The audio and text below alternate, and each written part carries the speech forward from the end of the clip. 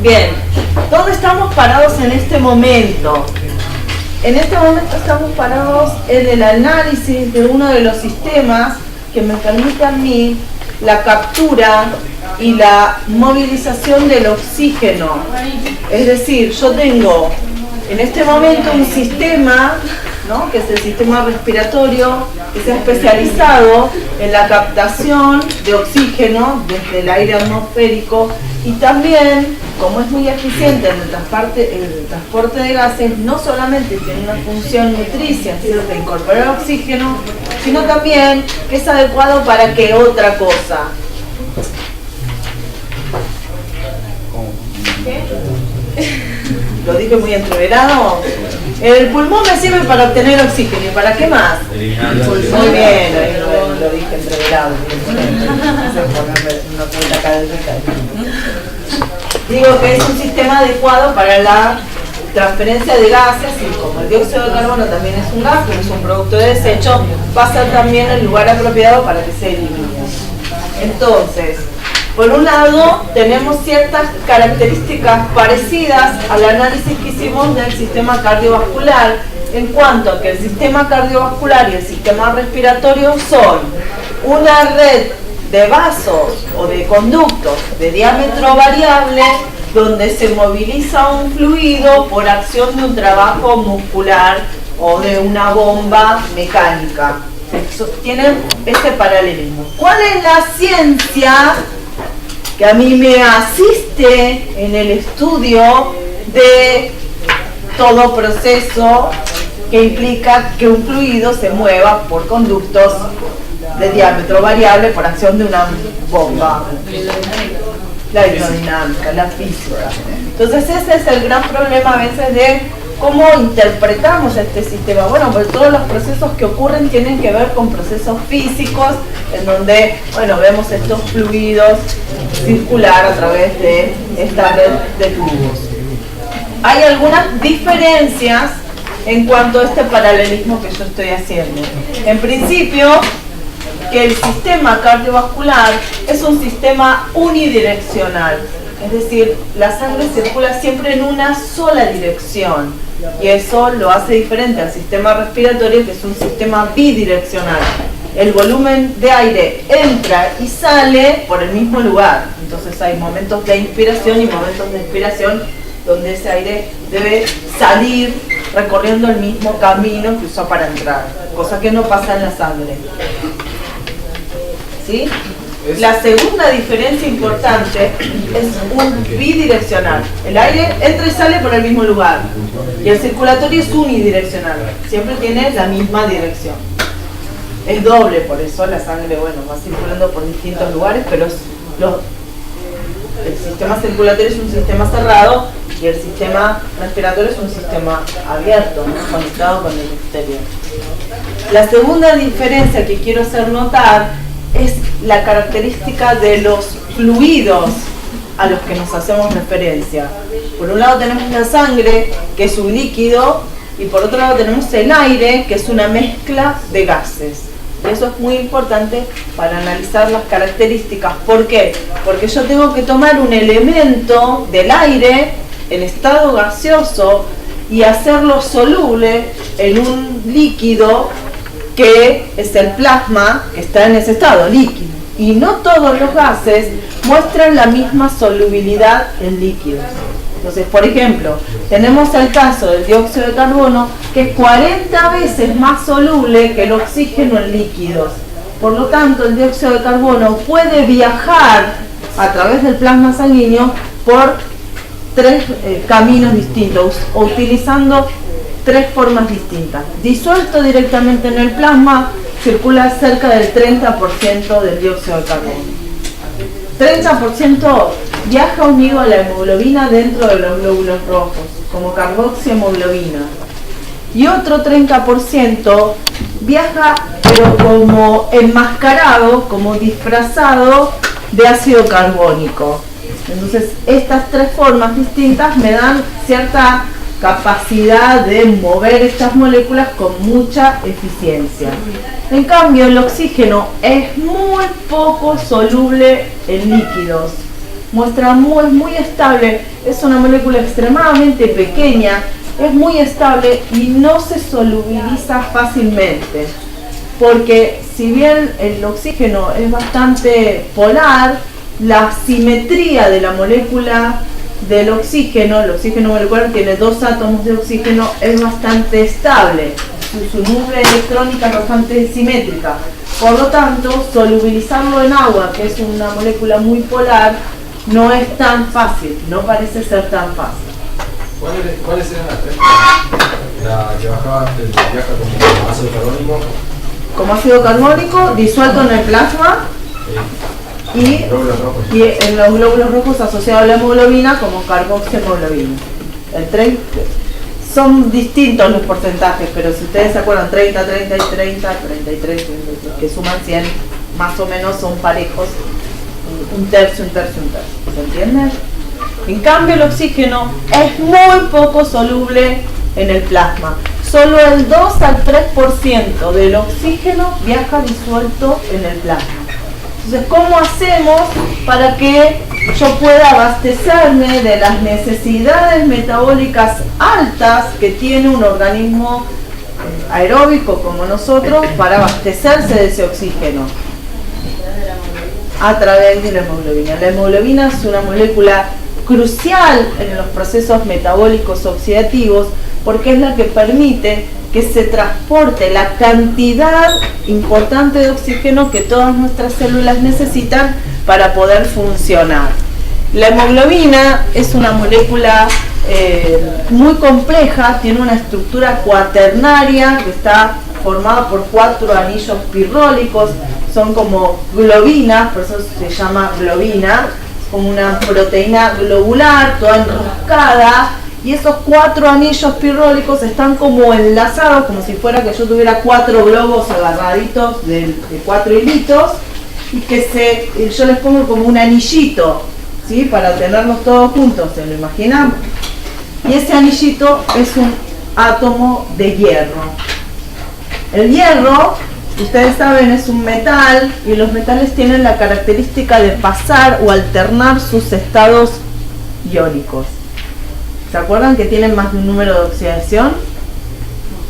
El hierro puede pasar de su estado ferroso a su estado férrico, porque puede traslocar sus electrones en niveles atómicos dislocados, ¿no?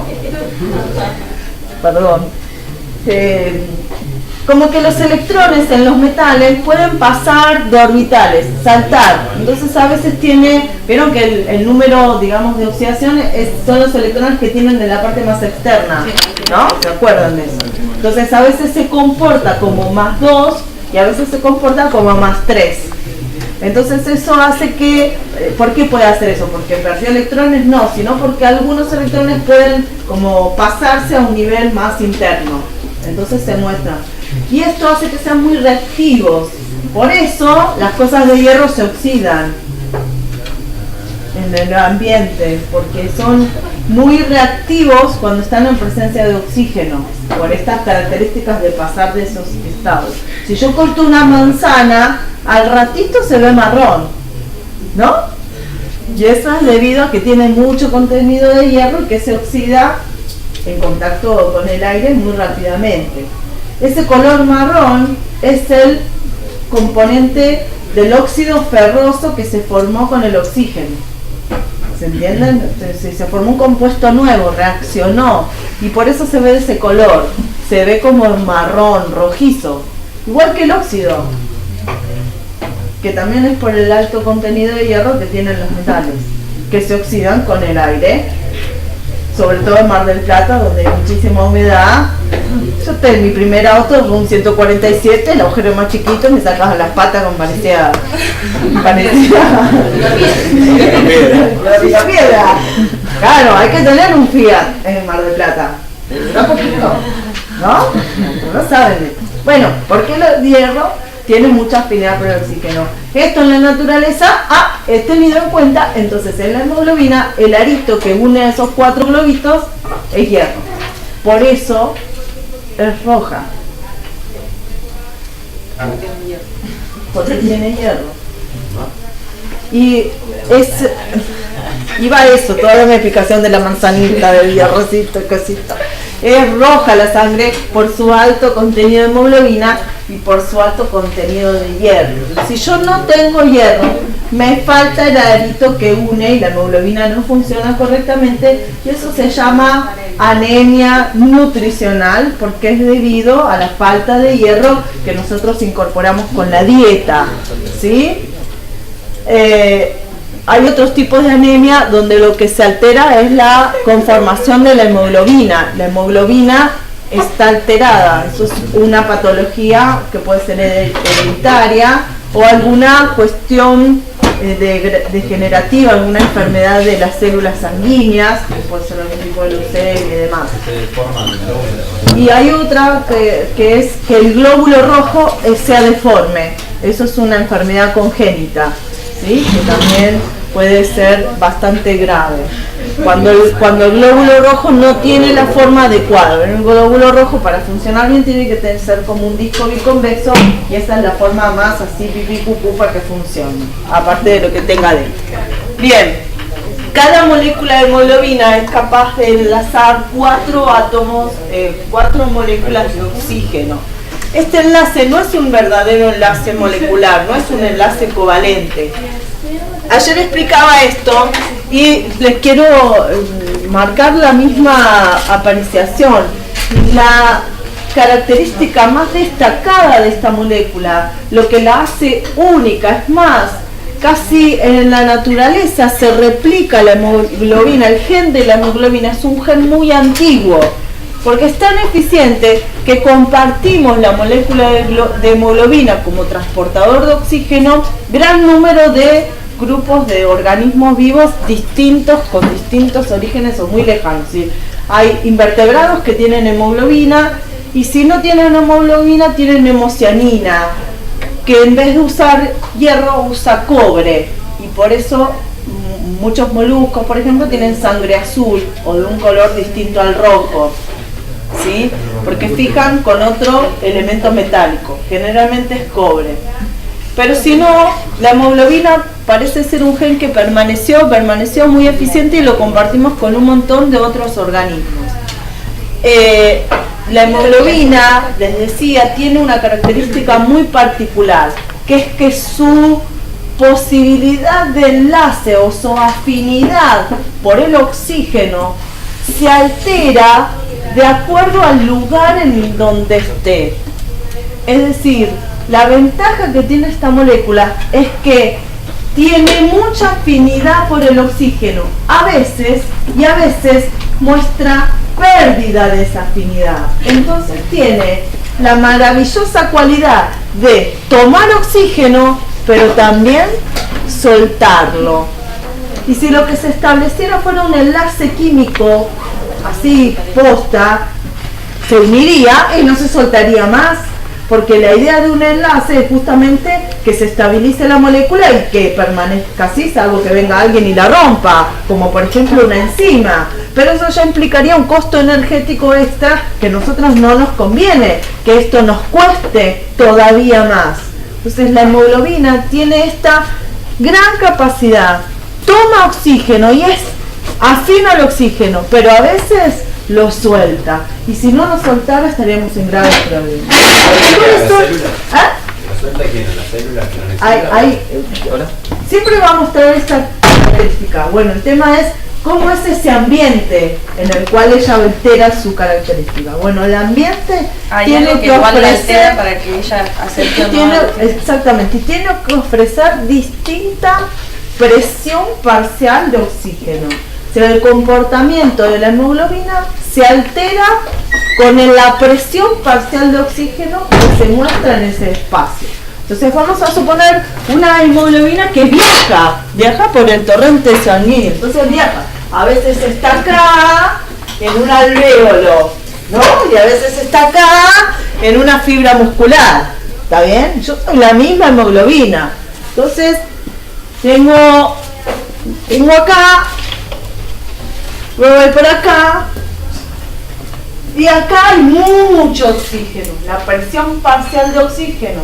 En el alveolo es de 100. Entonces yo me lleno, me muestro fino, agarro, bueno, así un montón de oxígeno. Voy por acá. Cuando llego acá, esta fibra muscular que está en actividad está consumiendo el oxígeno. Entonces no, la presión parcial de oxígeno empieza a decaer por el consumo, sobre todo si está en actividad. Entonces cuando la hemoglobina llega acá, la presión parcial de oxígeno acá es de 40.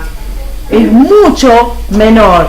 Y entonces la hemoglobina empieza a soltar el oxígeno y se va, porque la sangre circula. Cuando llega acá, de vuelta, mucha presión, entonces lo toma. Cuando está en el alveolo, que hay mucha presión, se muestra fin. Pero cuando está en un lugar donde la presión parcial de oxígeno decae, lo suelta. ¿Se entiende? Tiene alteración en esa afinidad. Ahora bien, vamos a suponer que yo no soy solo una molécula de oxígeno, somos 100. Andamos todas juntas marchando en dirección. Soy una molécula de hemoglobina, los 100 ahí corriendo, ¿está bien? Cuando llegan acá, de los 100 que estamos en este batallón de hemoglobinas, 75 tenemos hemoglobina adherido a nosotros. Solo 25 no tienen y se llenan. Cuando seguimos cambiando, los 98 de nosotros tienen hemoglobina, tienen oxígeno fin. Cuando llegamos acá y vamos pasando por este lugar que tenía menos presión parcial de oxígeno, 25 de nosotros sueltan el oxígeno, los demás lo siguen teniendo, porque la afinidad sigue siendo alta. Pero ese poco porcentaje de moléculas que logramos soltar porque perdimos, se nos caen, está como el ambiente medio así, es suficiente para que este tejido, digamos, soporte las exigencias metabólicas que está teniendo. ¿Tiene que ver eso con la capacidad residual que tiene cada de aire, como que siempre tenés aire? No, eso es en el pulmón. Yo acá ya estoy en el alvéolo y estoy en el tejido. Ahora voy a hablar de esa capacidad residual que vos tenés. ¿Se entendió hasta acá? Ahora, ¿qué pasa si yo paso por un tejido que no está haciendo nada?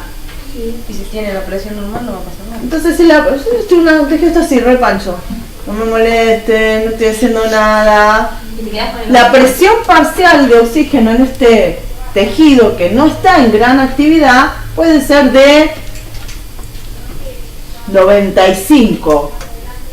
Entonces con 3-4 moléculas de oxígeno que yo te deje te alcanza. El problema es cuando yo tengo un tejido que está con demandas importantes de oxígeno, como puede ser un músculo en ejercicio, como puede ser ahora su cerebro tratando de pensar, ¿no? ¿Está bien? ¿Se entiende? Entonces, para poder analizar eso, tengo un gráfico, que era lo primero que teníamos que hacer cuando veíamos un gráfico. Analizar las variables. Analizar las variables que hay en el eje de las X. Presión de oxígeno. Presión parcial de oxígeno va de 0 a 100. Y destaqué 2 puntos, porque a 40 milímetros de mercurio puede ser una presión parcial que es típico de un ambiente tisular, de un músculo en actividad. ¿Está bien? Y 100 es la presión parcial de oxígeno que tiene al interior del alvéolo. Entonces ahí tengo 2 puntos para destacar. Y lo que mide el eje de las Y, ¿qué es? Porcentaje de saturación. El porcentaje de saturación. Somos el batallón de 100 moléculas de hemoglobina. ¿Cuántas de nosotras están enlazadas a oxígeno y cuántas no? ¿Está bien? Va de 0 a 100. ¿En qué porcentaje, en qué presión parcial de oxígeno la hemoglobina se muestra totalmente disociada de el oxígeno? Y cuando no hay presión parcial de oxígeno, si no hay presión parcial de oxígeno, ninguna molécula de hemoglobina se muestra unidad. ¿Está bien? Voy aumentando la presión parcial de oxígeno. ¿Se entiende, no? Estoy midiendo una experimentación. expongo a estas 100 moléculas de hemoglobina a una presión parcial de 10 y veo que un miserable 5% o 10% está unido. A medida que voy llegando hasta los 40, la curva de saturación sube bastante. Fíjense que en un más o menos 35 de presión parcial de oxígeno, yo ya tengo a las 50 moléculas unidas a la hemoglobina. Un 50% de la hemoglobina ya está unido al oxígeno, ¿lo ven? Si la curva acá crece rápidamente y después se estabiliza un poco. Ahora, si ustedes se fijan, en una presión parcial de 40 milímetros de mercurio, el 75% de la hemoglobina está saturada con oxígeno. ¿Qué significa eso? Según lo que interpreto de mi gráfico, que la sangre venosa, que tiene una presión parcial de 40 milímetros de mercurio, tiene muchísimo oxígeno. Vieron que en la secundaria nos dicen que la sangre venosa es como una sangre sucia, una sangre desoxigenada, le dicen, desoxigenada, que no tiene oxígeno. Y en realidad, si yo agarro esa hemoglobina y mido, tiene un 75% de saturación. Cuando vos entras a una clínica y te estás con un broncoespasmo, te ponen un aparatito que mide la saturación de oxígeno. Y si baja de 80, estás en grave peligro. Si tu concentración de oxígeno en sangre no puede descender de eso, así que hay un montón de oxígeno, ¿se entiende? Pero lo importante es que haya determinada cantidad que sea capaz de mostrar la hemoglobina disociada de él, que lo done. Si no la tengo saturada en la parte arterial, no va a alcanzar a ceder la cantidad de oxígeno que yo necesito. ¿Se entiende? ¿Sí? Y por otro lado, cuando sigo aumentando y llego a una presión parcial de 100, veo que ahí es el punto de saturación máxima. En 100, el 98% de la hemoglobina está saturada. ¿Qué pasará con el otro 2%?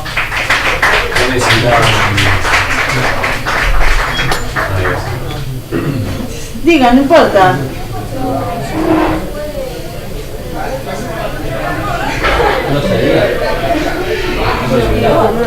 Es el que yo conté que se disuelve en el plasma directamente, que va disuelto en el plasma. ¿Sí? Ahí tendríamos el 100% del oxígeno que viaja en la sangre. Entonces el 2% viaja disuelto en sangre, el 98% viaja unido a la hemoglobina. Habrá dos hemoglobinas distraídas que no llevan oxígeno en la sangre arterial, pero la mayoría están saturadas con él. ¿Sí o no? ¿Sí? Ahora, ¿qué cosas les parece que pueden afectar la curva de disociación de la hemoglobina? ¿Por qué? ¿Por qué la temperatura afecta la respuesta de la hemoglobina a su tarea normal? ¿Por qué afecta? No. Porque el calor se pone trabajo. No. Es más sencilla la respuesta, ¿eh? Sí, también. Porque justamente altera la curva de disociación de la hemoglobina. Es una consecuencia del aumento de la circulación. Como empezás a notar, tu cuerpo empieza a sensar que hay poco oxígeno, empieza a circular más rápido. Es una consecuencia. Pero, ¿por qué les parece que la temperatura altera el trabajo de la hemoglobina?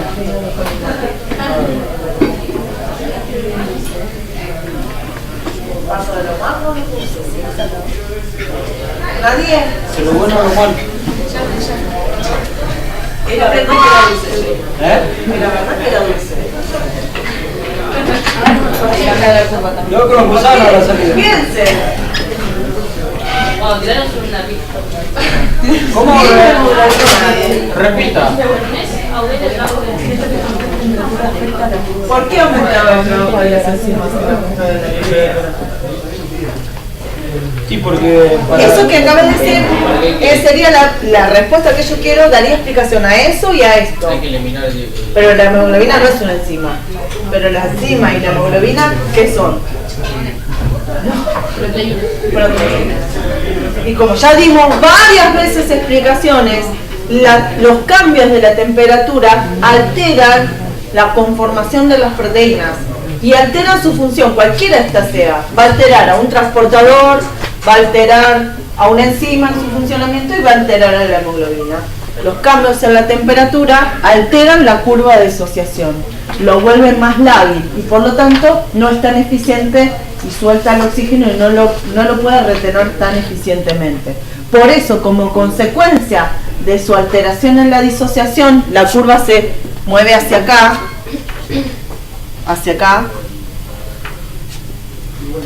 entonces no es eficiente para capturar el oxígeno y entonces como consecuencia, ¿qué hace el cuerpo? Aumenta el gasto cardíaco como una respuesta a la necesidad de oxígeno que sigue siendo la misma.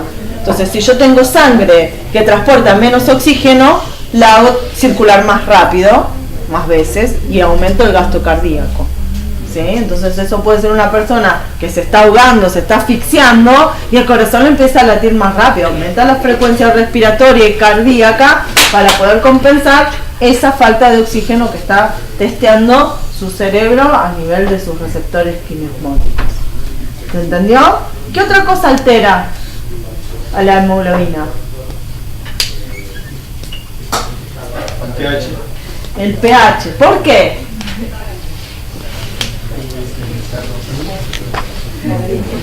Por el medio. ¿Por qué? Porque también es una proteína. Porque también las proteínas se alteran mucho en su funcionamiento por los cambios de pH. Son muy sensibles a los cambios de pH. Y si yo digo muchas pavadas por segundo, por milésima de segundo, pero algunas cosas digo son interesantes. Por ejemplo, una que digo al principio de las clases de anatomía es que los parámetros vitales son pocos. Concentración de oxígeno, concentración de nutrientes, concentración de dióxido de carbono, pero que el parámetro más ajustado de todos es el pH.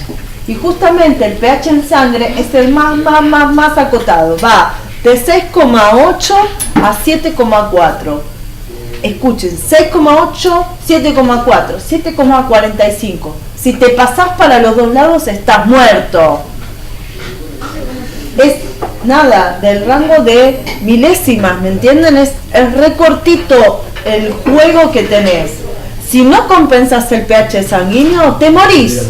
¿Por qué? Una de las razones es que la hemoglobina se muestra extremadamente sensible a los cambios de pH y altera esa constitución. Es como si yo agarrara ese anillito con los 4 globitos y los reventara todos. No funciona mal la hemoglobina. Se desnaturalizan las proteínas fácilmente porque son estructuras tridimensionales que están como en un equilibrio tridimensional que depende de la temperatura y del pH. El pH rompe los puentes y las proteínas son como tiras de aminoácidos, ¿no? Esa es la estructura primaria de la proteína. La estructura secundaria es, por ejemplo, se enlazan acá por puentes de hidrógeno y se forma, no sé, como el colágeno. Y después, a través de puentes disulfuro, por ejemplo, se pueden hacer globinas. Esto es una globina, será uno de los globitos. Con la temperatura, la molécula empieza a vibrar y se empieza como a descuajeringar. Y con el pH se rompen los puentes de hidrógeno, porque justamente el pH tiene que ver con los protones y las concentraciones aumentadas de protones y demás. Y lo que le pasa a la hemoglobina es esto. Y así no enlaza nada, no enlaza oxígeno, no enlaza nada. Si yo recupero el pH, puede ser que solita la molécula se vuelva a armar. Pero si yo altero el pH, trácate. Entonces, si esto es hemoglobina, no puede transportar oxígeno. Si esto es ATP sintetasa, no puedo fabricar ATP. Si esto es una bomba, soy de potasio ATPasa, tampoco. Son todas proteínas. Y si es una enzima, la fosfofructoquinasa, no puedo hacer la glucólisis. Entonces, cuando yo entro en acidosis, los síntomas de la acidosis son múltiples. Tengo calambres, respiro mal, no entra oxígeno suficiente, estoy mareado, digo pavada, me desmayo. O sea, empieza a alterarse un montón de patrones porque todas las proteínas están afectadas, cualquiera sea su función. Por eso uno de los mecanismos homeostáticos más afinados que deben estar constantemente testeándose son los que se refieren al pH en sanguíneo. Es lo que vamos a hablar próximamente. ¿Cómo podría alterar el pH en el cuerpo? ¡Te morís! No, pero ¿cómo hacer para que se altere? ¿Qué le puede causar? Por ejemplo, la acidosis puede ser... La acidosis es, o sea... La acidosis el es la pH respuesta. es ácido y Alcalino. Las dos cosas, la alcalosis y la acidosis. Las dos cosas que los dos extremos son malos. La acidosis puede ser debida, por ejemplo, a la fabricación excesiva de un metabolito como el ácido láctico en un proceso de ejercicio. Esa es una causa intracelular, ¿sí? Puede ser porque el ambiente en el que estás tiene gran cantidad de dióxido de carbono. Entonces, si vos estás en una habitación donde hay mucho dióxido de carbono, no podés eliminar tu dióxido de carbono y se te queda en la sangre. Y cuando se queda en la sangre, se convierte en ácido carbónico. Y el ácido carbónico se disocia en protones y ion carbonato y se produce acidosis y te morís. Esa es la razón. Por eso en un ambiente que haya oxígeno, debe estar ventilado para que disminuya la concentración de dióxido de carbono. Vos podés morirte asfixiado, que es una muerte, la muerte por un calefactor que combustiona mal, aunque haya oxígeno, porque lo que te mata no es la falta de oxígeno, te está matando la acidosis carbónica que estás sufriendo. Eso es lo que te mata. Y eliminar el dióxido de carbono cuesta mucho, por eso lo primero que tenés que hacer es abrir todo, sacar a la persona que trate de respirar para poder salvarle la vida. Y siempre en invierno, viste, aparecen casos de... ¿Y oxígeno también se le pone? No, lo que importa es que se saque de encima el dióxido de carbono. Y hay algunos productos, digamos, algunos medicamentos que se le aplican a la persona directamente en sangre que tratan de fijarse al dióxido de carbono para como neutralizarlo, ¿no? Para que no afecte a la persona. Bien, otro de los elementos que altera es el dióxido de carbono, es decir, la concentración aumentada de dióxido de carbono debido, por ejemplo, a la regulación del pH, vuelvo a lo mismo, tiene causa y consecuencia de lo mismo, altera. Y después hay otro componente que es el 2,3-difosfoglicerato, es un componente químico que está presente en la sangre, puede alterar. Por eso algunos corredores entrenan en la altura, porque el 2,3-difosfoglicerato se forma en grandes cantidades por adaptación fisiológica a la altura. Y entonces por eso Mastromarino entrenó en Salta para venir acá y salió primero en la maratón de no me acuerdo cuánto, pero había estado en eso. No lo doy porque ya doy tantos nombres raros que ustedes me miran, pero después lo vamos a ver nuevamente. Bien.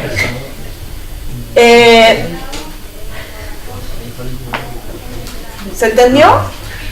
¿Sí? ¿Más o menos? Por otro lado, tenemos que analizar el concepto de, vamos con volumen minuto. En pos de hacer esta especie de analogía o comparación entre el sistema cardiovascular y el sistema respiratorio, hay un concepto que yo quiero que ustedes analicen conmigo, que es el de volumen minuto, que es como su contrapartida respiratoria al gasto cardíaco del sistema cardiovascular. Si ustedes recuerdan, el gasto cardíaco me daba información muy valiosa acerca de cuáles eran los requerimientos del cuerpo y cómo el sistema cardiovascular podía hacer frente a esos requerimientos a través de una fórmula muy sencilla que daba idea de las veces que latía el corazón, es decir, su frecuencia cardíaca multiplicado por la cantidad de escupiditas que largaba el ventrículo en cada latido, es decir, el volumen sistólico. Así se dan cuenta que era muy sencillo, si latía 70 veces por minuto en reposo y el volumen sistólico era de alrededor de 70 mililitros, el gasto cardíaco era de 5 litros. ¿Lo recuerdan? Acá pasa lo mismo. Yo puedo saber o podría calcular cuál es el volumen minuto, es decir, cuál es el volumen de aire, ya no de sangre, sino de aire que tengo que movilizar por este sistema para poder abastecer las necesidades oxidativas que yo tengo. Entonces, en reposo puedo hacer una cuenta sencilla que me dé idea de este valor, que sería cuántas veces respiro por minuto y cuál es el volumen de aire que movilizo en cada una de esas respiraciones. Como que cada suspirito que doy, cuánto aire mueve, y que entonces la multiplicación de la frecuencia respiratoria por esa cantidad de aire que estoy movilizando en cada respiración me daría el valor de aire que yo necesito. Es decir, ¿qué piñata necesito de grande para que yo en un minuto diga, en esta piñata, como antes tenía un balde de sangre así de 5 litros, para que ahí estaba todo el oxígeno que yo necesitaba en un minuto? ¿Cuánto piñata necesito de grande para que pueda entrar todo el oxígeno que yo necesito? ¿Se entendió? Bueno, ¿cuál es el valor? Tenemos que saber entonces cuál es la frecuencia respiratoria. ¿Cuál es la frecuencia respiratoria? ¿No saben en reposo? 12 veces por minuto respiramos. En reposo, más o menos, 9, 10, depende. Hay un flaco que tiene unos pulmones así, así te ahogaste al lado. Y en cambio otro, con un poquitito, ya está. ¿Cuál es esa cantidad de aire que yo movilizo? Entonces, para eso puedo recurrir a un pequeño instrumento de medición que se llama espirómetro. El espirómetro, no sé si alguna vez hicieron una espirometría. ¿Alguien se hizo una espirometría alguna vez? Tiene que soplar, ¿no? Sí. Luego soplar, te dicen, ¿qué te decía el médico? Esa era la alcoholemia. ¿Qué te decía el médico? ¿Cuáles eran las indicaciones? Que sopla hasta que no tenga más, que agarre aire y sopla hasta que no tenga más. Primero te dijo respirar normal. ¿No es como el loco? ¿No para eso? Capaz que no te acordás. ¿Te acordás de cuando te dijo? Y en un momento te dijo, bueno, vos respirá. Y él me dio. Sí, no, bueno, pero más o menos. Después te dijo, respirar, inspirar, en realidad te dijo hasta donde vos puedas. Y después te dijo, larga, respira de vuelta, normal, y después te dijo, larga todo lo que puedas, estrujate. Y te estrujaste todo lo que pudiste. Entonces, eso es lo que está marcado acá. Acá, ¿qué te estaba diciendo el médico? Bueno, me estaba diciendo, respira normal. Entonces, esto es lo que se movió. ¿Por qué hace así la curva? Porque, ¿se acuerdan que era bidireccional? Entra y sale. Entonces yo ingresé y salió. Ese es el volumen de aire que yo movilicé. De acá a acá. ¿Está bien? Porque entró y salió. ¿Sí? Volví a respirar normal. Después acá me dijo, bueno, ahora, después que respires normalmente, hace, digamos, un esfuerzo extra y que entre más aire. Entonces dice, y llegué hasta acá y después lo largué. ¿Sí? Esto fue de acá hasta acá el volumen extra que yo pude incorporar. Porque esto era mi respiración normal, después lo extra que pude incorporar. ¿Sí? Después, respirar normalmente, pero cuando expires, dale masa y larga todo. Claro. Después entonces, expiré todo esto de más. Dice. Ahora, si yo sacara el pulmón, lo tengo así, y respira. Y hace, se infla, cuando hace esto se infla así. después cuando exhaló se desinfló, siempre algo de aire queda, no se colapsa, no me queda como el globo aplastado. Cuando yo expiro así, si yo tuviera el pulmón acá en la mano, lo sentiría que está todavía gordito, ¿sí? ¿Por qué? Porque hay una cantidad de aire adentro del pulmón que yo no puedo movilizar por más que respire forzosamente o inspire forzosamente. Ese volumen de aire que siempre está presente en el pulmón es el que impide que los alveolos colapsen. Los alveolos tienen que estar siempre abiertos. Y eso se logra por la diferencia de presión entre la cavidad pleural y el aire atmosférico. Entonces siempre hay un volumen de aire residual. Alguien me había preguntado, vos, ¿no? Del volumen residual. Ese volumen residual es el volumen de aire que nunca sale del pulmón, ¿sí? Que siempre está para asegurar que los alveolos, si se colapsan, no podemos respirar, o sea, no hay intercambio. ¿Cuándo puede ocurrir eso? ¿Una lesión? ¿Una lesión en dónde? En la pleura. Entonces me dieron me clavaron un puñal, tuve un accidente y una costilla me perforó la pleura, o me pegaron un balazo, o se fisuró la pleura debido, por ejemplo, a alguna patología, a una infección muy grave, puede romper la pleura y producirse el colapso del pulmón. Colapsa el pulmón, colapsar es como un globo que se pincha. Colapsan las paredes. Y si colapsan las paredes alveolares, no hay membrana respiratoria disponible para el intercambio. ¿Puede colapsar por algo natural? Vale. ¿Esto? Por lo que dije recién, no, natural no, todo es patológico, pero puede ser debido a un patógeno, pero una infección que rompa la membrana, se colapsa el pulmón. ¿Se regenera después? Sí, que operar, se ponen un drenaje y una bomba, se necesitan recuperar la intimidad de la membrana. Entonces te ponen una bomba que succiona el aire para que el pulmón se vuelva a inflar. Eso te intuban, eso te ponen un tubito que saca, que está aspirando todo el tiempo para generar. Bien, ¿me siguen acá? Esto que acabo de nombrar son los volúmenes pulmonares. Entonces, vamos a ponerle nombre, porque obviamente tiene nombres. Volumen corriente sería el aire que yo muevo en una respiración normal.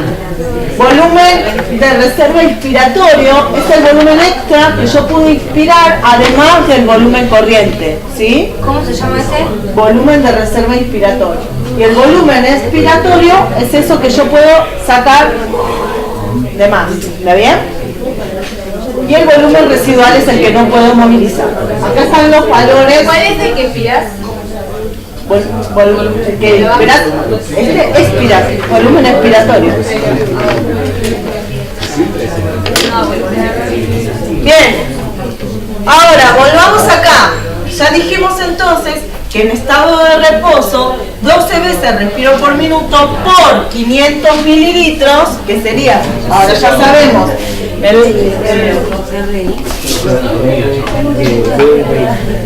500 mililitros, esto da 6 litros. ¿Está bien?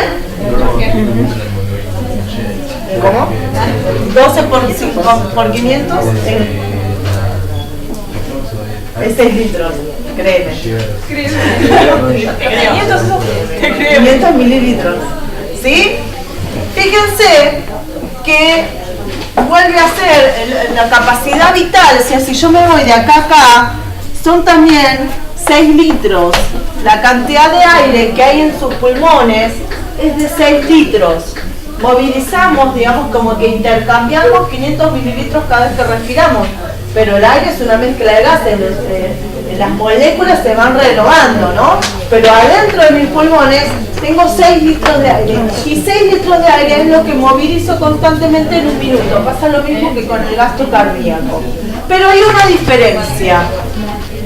Si yo empiezo a correr, es decir, de repente aumentan mis necesidades de oxígeno.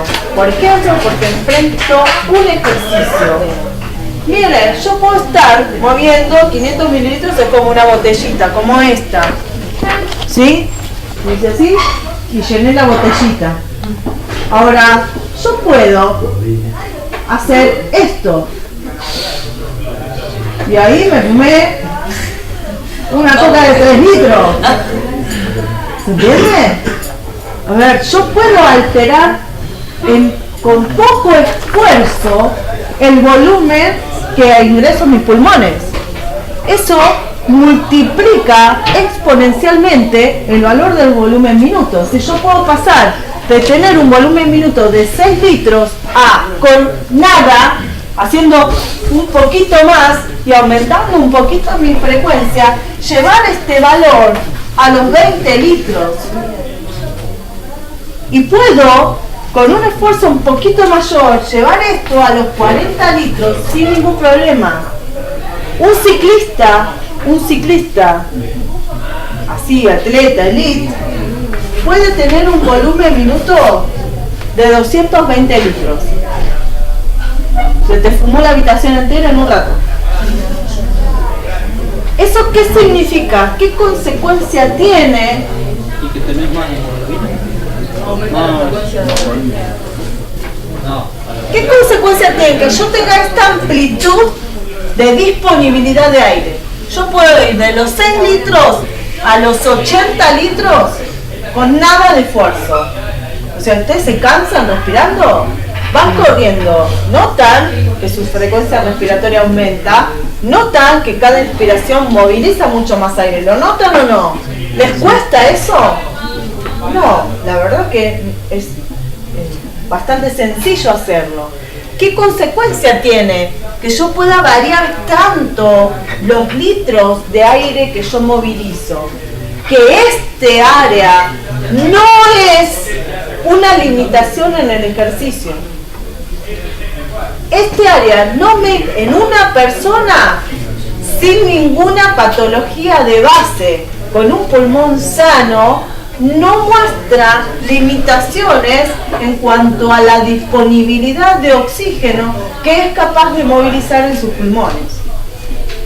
No es un problema la disponibilidad de oxígeno. ¿Por qué digo esto?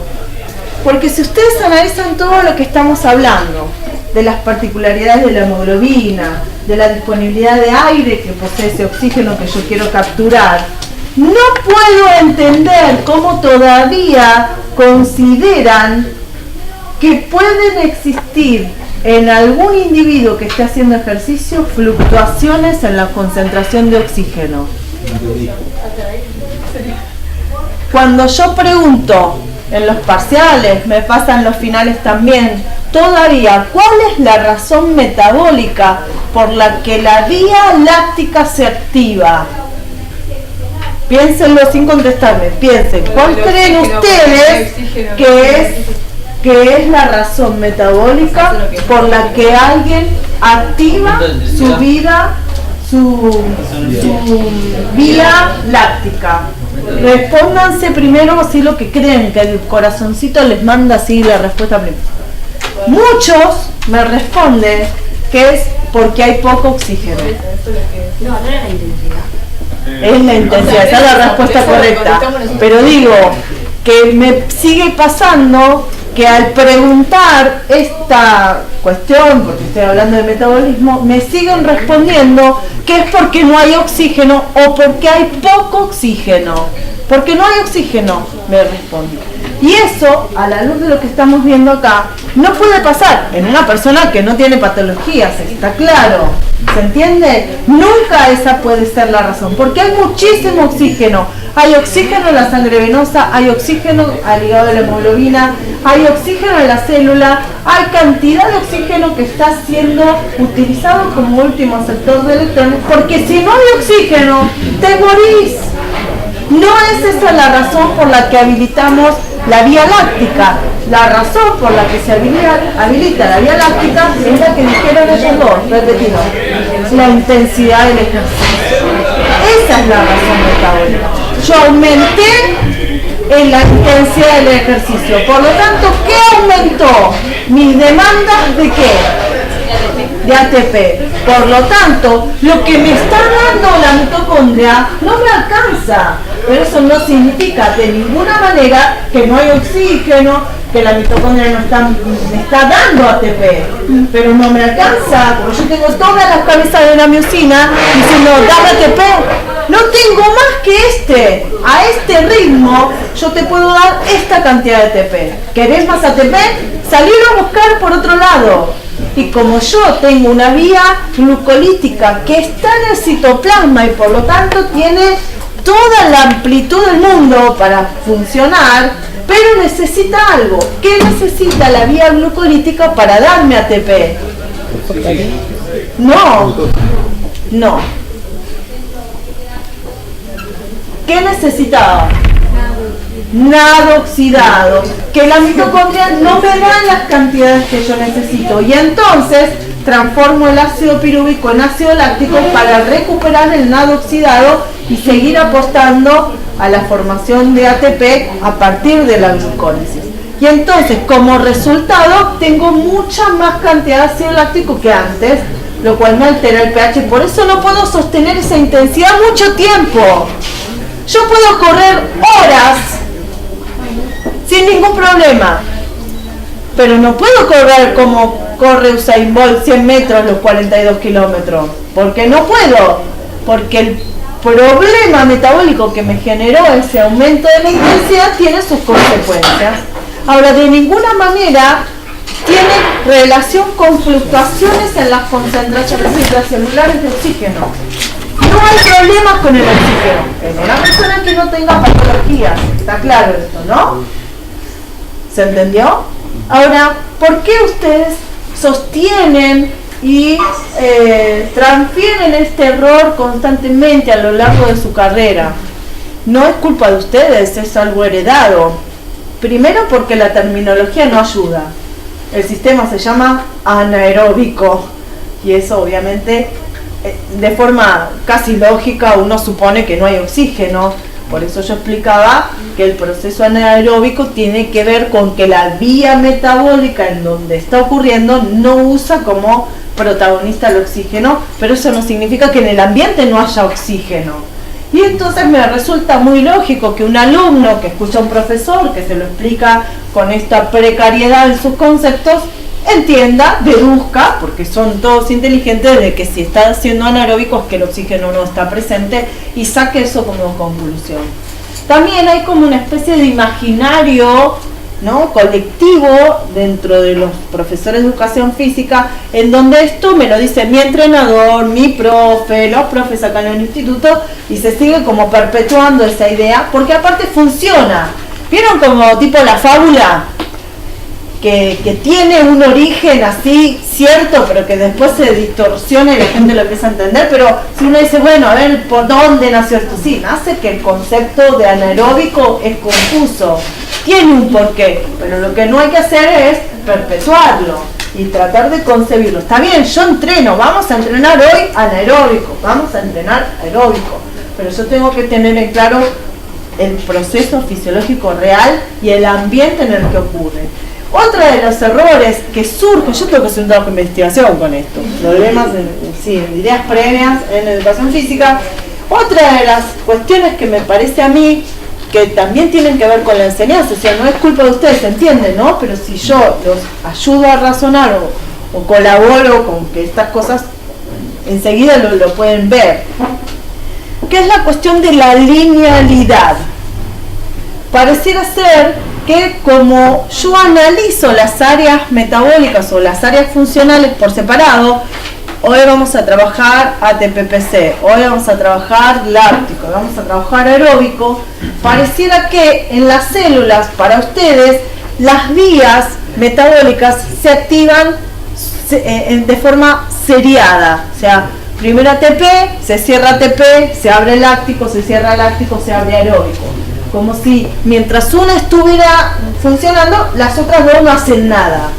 Y en realidad, yo necesito que ustedes incorporen el concepto integral de que todos los procesos se iniciaron en el mismo momento que vos empezaste a correr. Lo que pasa es que si tu actividad física duró 3 segundos, el área que estuvo expuesta a la entrega de ATP para abastecer a las cabezas de la miosina fue la ATP-PC mayoritariamente. ¿Cuál era la palabra clave acá? Predominio. Exactamente. Es decir, yo tengo todos estos procesos que me dan ATP, pero quien va a predominar en el momento activo del ejercicio va a ser uno. ¿Cuál va a predominar siempre? El aeróbico. Por eso el ejercicio no se basa solamente en el estímulo del ejercicio, la actividad que hace per se así, levanté, corrí, no sé qué, sino también la pausa, por ejemplo. Y también qué hago para volver a la calma, y también qué hago el día después. Todo es el entrenamiento. Porque yo no puedo entrenar 3 veces a la semana. Bueno, lunes, martes, miércoles. ¿Puedo hacer eso? No está bueno.